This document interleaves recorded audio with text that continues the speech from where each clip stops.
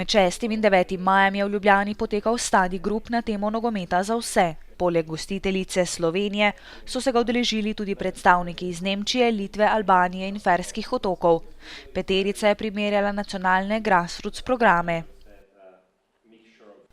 Slovenija je gostom predstavila tako delovanje šolskih nogometnih tekmovanj, otroške nogometne šole, klubskih nogometnih šol, projekta Ratigram nogomet in žogarija ter SOS Olimpijado.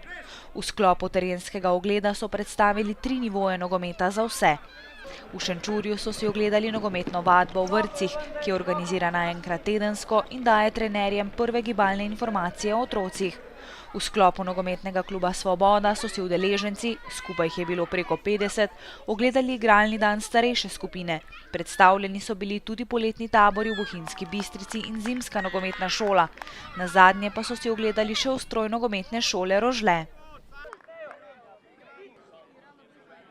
Primerjali so poletne kampe za nogometaše med leti 2008 in 2013 ter ugotovili, da so bili cilji v 5-letnem obdobju močno preseženi. Število otrok, ki se ukvarja z nogometom, se je več kot podvojilo, začrtanih 30% je močno preseglo željene cilje. Pomembno pa je, da te otroke sedaj tudi obdržijo v nogometu.